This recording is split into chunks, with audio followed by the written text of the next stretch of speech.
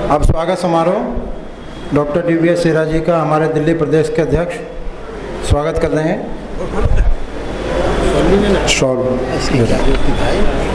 पुराना है तो है। थैंक यू बहुत धन्यवाद। अच्छा बहुत आचार्य चलो एक बार थैंक पटके दे दो।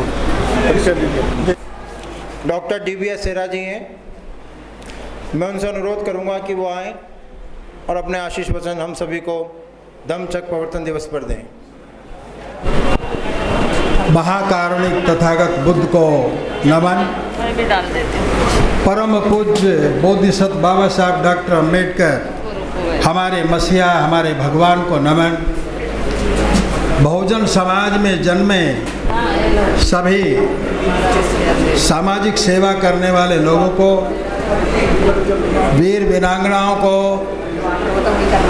और जो हमारे बहुत सारे साधु संत हुए जिन्होंने कबीरदास के, रविदास के और आगे भगवान बुद्ध के मिशन को आगे बढ़ाने के लिए कार्य किया, उन सबको भी नमन। पूज्य भिक्खु संघ को नमन। और मेरे पास में बैठे भारतीय बौद्ध महासभा दिल्ली प्रदेश के अध्यक्ष भाई भंडारी जी और इनकी सारी समिति के लिए नमन। और ख़ासकर जो यहाँ महिलाएं पधारी उनके लिए नमन, बुजुर्गों के लिए नमन, और जो मेरे से छोटे हैं उन्हीं सभी को साधुवाद देते हुए आप सबको आज बौद्ध धम्म दीक्षा समारोह हो रहा है, धम्मचक्र प्रवर्तन दिवस, इसकी बहुत बहुत बधाई। दोस्तों, बौद्ध धर्म का लिटरेचर इतना लंबा चौड़ा है कि जिसे कहा जाता त्रिपिटक, और त्रिपिटक का मतलब है उस समय में 3 संदूक भर जाते थे। और उसके बाद इतना इसमें विकास हुआ, इतना एक्सप्लेनेशन हुआ कि अब तो शायद 3 कमरे भर जाएं, इतना बौद्ध धर्म का लिटरेचर है। और उसमें से कुछ पर बात करना बहुत मुश्किल है, लेकिन फिर भी वो छोटी छोटी चीज़ मैं बताने की कोशिश करूँगा जो आपको आती तो हैं, लेकिन उनमें ब्रश लग जाएगा, ब्रश लग के और थोड़ा सा निखर सकता है। जैसे धर्म जो है, धर्म जिसे हम धर्म कहते हैं, वो श्रद्धा और मान्यता पर निर्भर है, जिसमें ईश्वर यानी परा प्राकृतिक शक्ति का जिक्र आता है, और उसमें परा प्राकृतिक शक्ति के ऊपर ही बहुत सारी आस्था का जिक्र आता है। लेकिन जो धम्म है वो वैज्ञानिक सोच यानी तथ्यों और तर्कों पे आधारित है। ये बेसिक डिफरेंस है दोनों के अंदर। यदि आपसे कोई एक बात पूछे कि हिंदू धर्म क्या है, तो दुनिया भर की बातें आती हैं निकल के, या दूसरे धर्म आते हैं, दूसरे धर्म के बारे में पूछे तो भी दुनिया भर की बातें बताई जाती हैं। लेकिन यदि कोई बौद्ध धर्म के बारे में पूछे कि बौद्ध धर्म क्या है, तो 2 लाइन काफ़ी हैं आपके कहने के लिए। सब पापस्य अकरणं कुशलस्य उपसंपदा सचित्त पर्योदपनं एतं बुद्धान शासनं। सब पापस्य अकरणं, हर प्रकार के पाप कर्म करना, करने को रोकना या ना करना। कुशलस्य उपसंपदा, सभी के लिए कुशल मंगल, अपने लिए कुशल मंगल की कामना करना, ऐसे काम करना। सचित्त पर्योदपनं, और अपने मन पे काबू रखना, यानी अपने मन पे कंट्रोल रखना। यही बुद्ध का शासन है। और भगवान बुद्ध ने, कबीरदास ने, संत रविदास ने मन के ऊपर ही बात कही है। कबीरदास ने कहा मन के हारे हार है, मन के जीते जीत। और रविदास ने कहा कि मन चंगा तो कठौती में गंगा। यानी इतना हमारे संत ने, शिरोमणि संत ने इतनी बात कही है कि मन चंगा तो कठौती में गंगा। अब धर्म का उद्देश्य क्या है?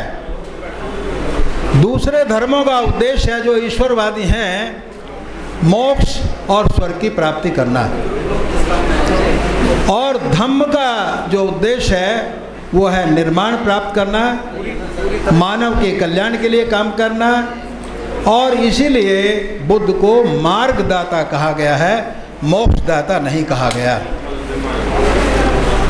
बुद्ध ने कहा कि दुख का कारण अविद्या है, यानी राग, द्वेष और तृष्णा। और हमारे दूसरे भगवान, मैं तो भगवान ही कहता हूँ जहाँ भी कहता हूँ, बाबा साहब ने कहा है कि अज्ञानता मानव का सबसे बड़ा शत्रु है, क्योंकि अज्ञानता अंधविश्वास की जननी है। ये बाबा साहब ने कहा। और बाबा साहब की सारी थ्योरी इसी बात के इर्द गिर्द घूमती है। बोधिसत्व, हमारे बोधिसत्व बाबा साहब की थ्योरी। अज्ञानता मीन्स ज्ञान का ना होना, जो हमारे लोगों में नहीं है, हमारी बहन बेटियों में नहीं है, हमारे पढ़े लिखों में भी नहीं है। अज्ञानता में लिप्त हैं हम, यही हमारे दुख का कारण है। अज्ञानता मनुष्य का सबसे बड़ा शत्रु है, क्योंकि अज्ञानता अंधविश्वास की जननी है। अंधविश्वास का मतलब है अंधे होकर काम करना। और यदि हम अंधे होकर काम कर रहे हैं तो उसके ऊपर मुझे एक छोटी सी कहानी याद आ गई। एक आदमी रोजाना ग्राउंड में जाता और चींटियों को आटा डालता। उनके वहाँ जो छेद बने रहते हैं, हॉल बने रहते हैं, चींटियाँ चींटे निकलते और उन्हें खाते। तो इस आदमी को बहुत तसल्ली होती, बहुत संतुष्टि होती, मन खुश होता और खुशी खुशी घर जाता कि मैं बहुत धर्म का काम करके आया हूँ। एक दिन बोला, जाड़ों के दिन थे, कि अपनी पत्नी से बोला कि लाओ आटा दो। पत्नी बोली जी गलती हो गई, शाम को मैं गेहूँ पिसवाना भूल गई और आटा तो है नहीं। तो कहा पड़ोस से मांग के लाओ। उसने कहा 6 बजे किसको जगाना है, और वो भी जाड़ों की रात, कोई गाली मारेगा। तो उसने कहा घर में कुछ है खाने की चीज़? तो बोली कि सीरा है, चेपा जो बोलते हैं। उसने कटोरी में चेपा दे दिया थोड़ा सा और एक चम्मच दे दी। और ये जो पुण्य कमाने जा रहा था, वो चींटे चींटियों के हाल में पास में एक एक दो दो बूंद उस चेपे की, उस सीरे की, उस राब की डाल लिया और खड़े होकर देखने लगा कि भी चींटे चींटे निकलेंगे और मुझे कितनी तसल्ली होगी, मैंने इतना परोपकार का काम कर रहा हूँ, धर्म का काम कर रहा हूँ। तो जैसे चींटे चींटे निकले वैसे ही उनके पैर उसमें धंस गए और वो मर गए, एक भी नहीं बचा। अब वो करने क्या गया था? पुण्य का काम। हो क्या गया? पाप का काम, क्योंकि अंधविश्वास से उसका पीछा छूटा नहीं। हमारे समाज की भी यही हालत है। हमारा समाज जो भी काम करता है अंधे होकर करता है।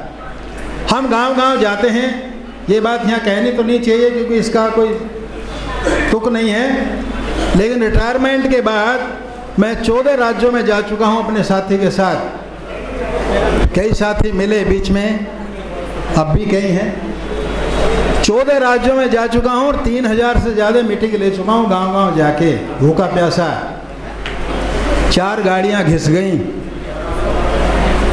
लेकिन मैं नहीं घिसा। बुढ़ापा ही आया ना, बुढ़ापा ही आया होगा, और बुढ़ापा तो सभी को आना है, तो ऐसी कोई बड़ी बात तो है नहीं, डरने वाली बात तो कुछ है नहीं।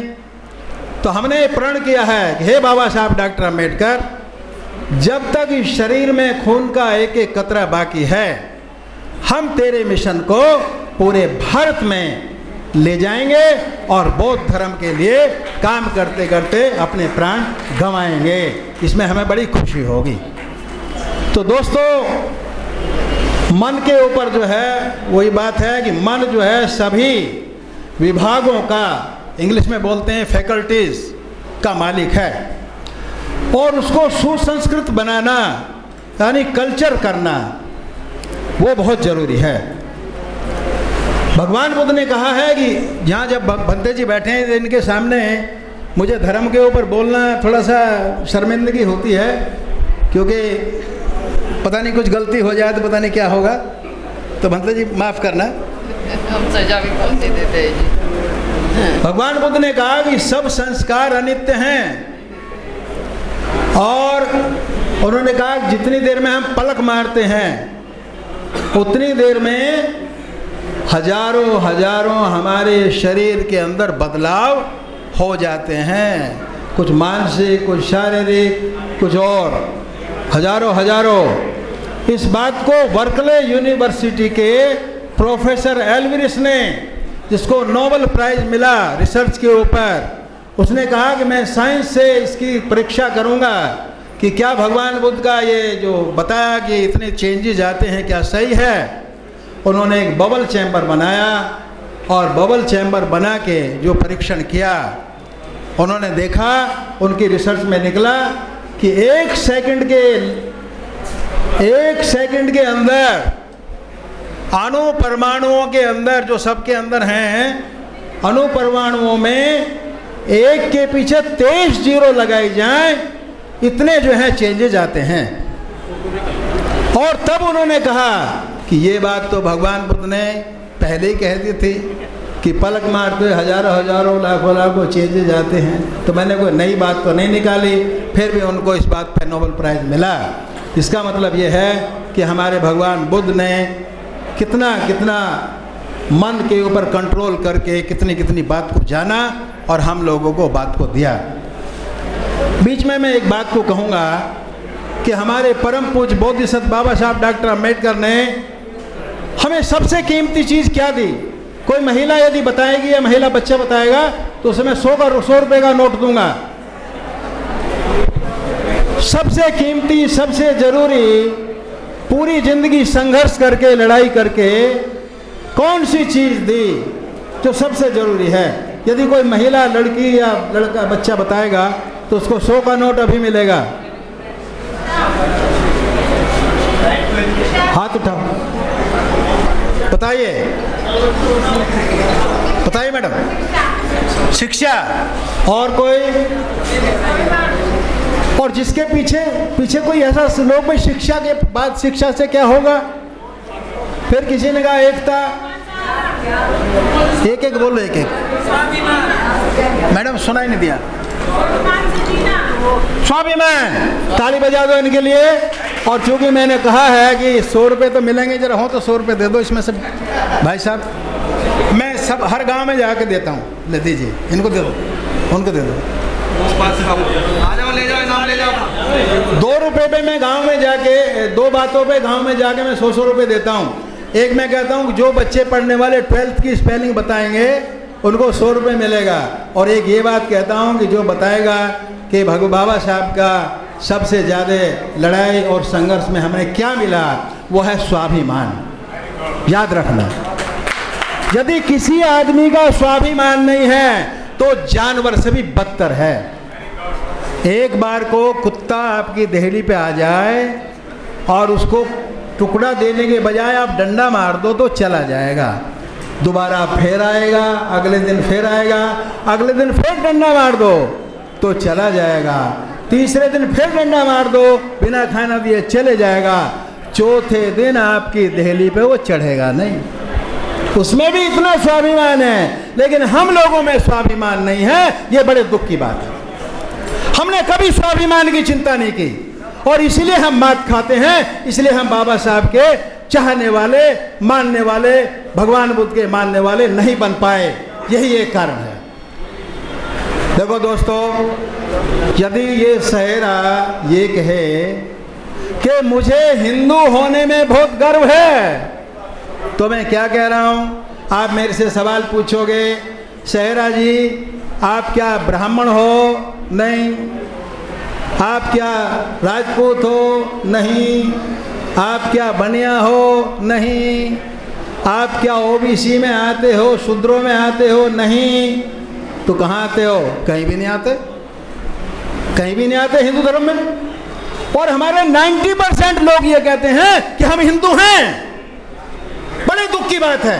बाबा साहब ने गले फाड़ फाड़ के 1930, 1931, 1932 में गोलमेज सभा में यह डिक्लेयर किया कि मैं और मेरे समाज के लोग हिंदू नहीं हैं। अगर के बोलो मैं और मेरे समाज के लोग हिंदू नहीं हैं और इसलिए मुझे 3 चीज चाहिए। पहली चीज, मेरे लोगों की अलग से पहचान होनी चाहिए, जैसे मुसलमानों की, क्रिश्चियंस के, सिखों की, आदि के हैं, क्योंकि वो जानते थे कि हम बुद्धिस्ट हैं, बुद्धिस्ट रहे हैं और बुद्धिस्ट रहेंगे। और दूसरी बात, 2 वोट का अधिकार। इसमें मैं ज़्यादा डिस्कस नहीं करूंगा क्योंकि गांधी ने उसको मार दिया, 2 वोट के अधिकार को, पूना पैक्ट में। और तीसरा, क्योंकि हमारी 60-70 पीढ़ियां नरक में जिंदगी बिताते बिताते, हमारे करोड़ों लोग जिंदगी बिताते बिताते नरक में डंडे खाते खाते, माँ बहन की इज्जत लुटवाते लुटवाते, कच्चा पक्का जानवर का मांस खाते खाते और अनपढ़ रहते रहते, गंवारों की तरह रहते रहते, बिल्कुल पशुओं से भी बदतर जिंदगी बिताते बिताते इस दुनिया से चले गए। लेकिन यहाँ 2 बात हैं। एक बात तो यह है, उन्हें कभी सम्मान नहीं मिला, और दूसरी बात यह है कि कोई भी हरामजादा देवी देवता या ईश्वर उनकी मदद के लिए नहीं आया। मुझे एक बार पुलिस लेगी पकड़ के, मैं यूपी के गांव में बोल पड़ा कि हरामजादा देवी देवता। मैं कहता ले जाओ, पुलिस पकड़ के ले जाओ, कोई बात नहीं। सुबह से शाम तक बैठाए रखा, उधर RSS वाले आ गए, उधर बजरंग दल वाले आ गए, उधर हमारे लड़के ने फ़ोन कर दिया, शाम को छोड़ना पड़ा। गड़बड़ ये होगी, इधर बालक राम जी ने कुछ मदद की तो छोड़ दिया। तो मेरे सामने इधर RSS का बैठ गया, इधर जो है बजरंग दल का बैठ गया, दोनों ब्राह्मण थे। मैंने कहा भैया आपके घर के अंदर रामायण है? कह लगे हाँ जी। रामायण का पाठ करते हो? हाँ जी। संभवत को भी पढ़ते हो? अब बोलती बंद होगी कि अगला सवाल क्या करेगा। कहने लगे उठ के चल दिए। मैंने कहा शंभू को क्यों मारा गया, हमारे ऋषि को क्यों राम ने मारा, इसका जवाब देकर जाओ। जवाब था नहीं, इसलिए हमें बाइज्जत बरी कर दिया गया। तो दोस्तों, इस बात को समझो कि जिस धर्म के अंदर आपका सम्मान नहीं और जिस धर्म में आप 5वें नंबर के नीच कहलाते हो, उस धर्म को जितनी जल्दी ठोकर मार सको मार दो। और मैंने तो ये कसम खाई है कि जो बाबा साहब ने सब कुछ काम करने से पहले ये कहा, इंटरडाइनिंग एंड इंटरकास्ट मैरिज, यानी खान पीन और इंटरकास्ट शादी करो, तो मैंने 5 शादियां की, एक भाई की और 4 बच्चों की। और मैंने कसम खाई कि मैं एक भी जाति अपनी, एक भी शादी अपनी जाति में नहीं करूंगा, और नहीं की। और मैं जिस जाति से हिंदू धर्म में था, उस जाति का नाम लेना भी मैं पाप समझता हूं, क्योंकि वो चमारों और जाटवों के घर का भी नहीं खाते थे। सुन लो बात। लेकिन मैंने अपने पिताजी से कहा, ये हुक्का जो इधर 3 को पास करके चौथे पे नहीं जाता है, आज ये उठेगा। और उठा के मैंने टांड पे फेंक दिया, चिलम तोड़ दी। मैंने कहा आज के बाद ये तो तुम्हें से नहीं रहा गया, और बीड़ी पीते हो तो सबको एक एक बीड़ी दे दो, पर ये नहीं होगा कि ये 3 चमार बैठे इनको नहीं दोगे और ये 3 साथ बैठे इनको दोगे, बिल्कुल नहीं होगा। और 27 साल की उम्र में मैंने अंडे के हाथ लगाया, और जब वो अंडा पक रहा था तो मेरे भतीजे ने जाके मेरी माँ से कहा, अरे माँ गजब हो गया। तो क्या हुआ? चाचा जी अंडा खाने की तैयारी कर रहे हैं। और मेरी माँ आए और बर्तन समेत वो जो अंडा मारा फेंक के बोली, गू खा ले मेरा। मगर मैं माँ तेरा गू ही खाऊंगा आज। पर मैं इस जातिवाद को तोड़ने के लिए मुझे अपने को और अपने बच्चों को नॉन वेज बनाना पड़ेगा। और मैंने वही किया। और 5 शादी मैंने बाबा साहब के कहने से 5 शादी इंटरकास्ट मैरिज की। तो हमें ऐसे उदाहरण पेश करने चाहिए। वो मेरी ससुराल जहां मैंने इतनी मदद की अपने 38 साल के मरने के बाद में पूरा घर को संभाला। जब उन्होंने हिंदू रीति से शादी की, मैंने कहा मैं नहीं आऊँगा। दूसरी शादी में मैंने 10,000 रुपये भेजे, पर मैं नहीं गया। जिसके हिंदू रीति से शादी होगी मेरे उसमें क्या नाम है रिश्तेदारी में, मैं बिल्कुल नहीं जाऊँगा। जहाँ फेरे पड़ेंगे वहाँ बिल्कुल नहीं जाऊँगा। तो ये उंगली दूसरों पे मत उठाओ, तुम ऐसा करो, तुम ऐसा करो, तुम ऐसा करो, मैं ऐसा करूँगा। यदि तुम चाहते हो कि बौद्ध धर्म फैले, तो तुमको मैं बाबा साहब की बात को पहले मानूंगा, चाहे दूसरा माने और चाहे ना माने। मैं अपनी माँ की चिंता नहीं करूंगा, माँ ने क्या कह रही है, बाप की चिंता नहीं करूंगा। मैंने किसी और का ठेका नहीं ठाया, मैंने अपना ठेका ठाया और मैंने अपने ईश्वर, अपने भगवान, अपने मसीहा यानी कि बाबा साहब डॉक्टर अम्बेडकर का ठेका उठाया, क्योंकि उसने मुझे नाली के कीड़े से निकाल के इस देश का, इस संसार का, इस दुनिया में एक बहुत बड़ी पोस्ट पे बैठा दिया। मेरे बच्चों को बहुत बड़ी पोस्ट पे बैठा दिया। मेरे परिवार को कहाँ से कहाँ उठा दिया। और जो चटनी सी भी जिसको रोटी नहीं मिलती थी, 2 टाइम की रोटी नहीं मिलती थी, वो आदमी आज कार में एयरप्लेनों में घूमता है। वो आदमी MSc और PhD को पढ़ाता है। उस आदमी को जो राष्ट्रपति इनाम देता है रिसर्च के लिए, किसने दिया? अरे मेरी क्या औकात थी? कुत्ते बिल्ली की तरह गांव में रहते थे। और जब ब्राह्मण, हम यहाँ बैठे, ब्राह्मण आता था हमारे गली के सामने, तो हमें खड़ा होना पड़ता था और वो ये देखता था कि इसकी परछाई मेरे ऊपर ना पड़ जाए। और जिस दिन हम गांव के अंदर स्कूल में जाते थे और गलती से हमने अपने सर के अंदर तेल डाल दिया, ब्राह्मणों और जाटों के लड़कों ने टट्टी पेशाब उठाकर मेरे सर में उठा दिया और 2 डंडे मारे। और यशपाल टीचर था राजपूत, उसने कहा, हे चमट्टे, हे नीच, तेरी हिम्मत कैसे हुई बायोलॉजी लेने की? और 29 दिन तक मेरे ही गांव के एक ब्राह्मण लड़के से मेरी रोज पिटाई कराएगी, रोज मेरे छाटे लगाएगी क्लास के अंदर। चरण सिंह चीफ मिनिस्टर बने, उन्होंने कहा 6 की जगह 5 यूपी बोर्ड में सब्जेक्ट रहेंगे। मैंने भाग के वही छोड़ना पड़ा। इतनी बेइज्जती हमारी हुई, इतनी हमने दुर्गति सही, इतना हमारा अपमान हुआ, तो हम ऐसे धर्म में उसकी छाया भी अपने ऊपर नहीं पड़ने देंगे। बात छोड़ो, बात नहीं। हम उसके त्योहार नहीं मनाएंगे, हम उनकी देवी देवता की पूजा नहीं करेंगे, हम कहीं नहीं जाएंगे उनके तीर्थ स्थानों पर। ये प्रण करो।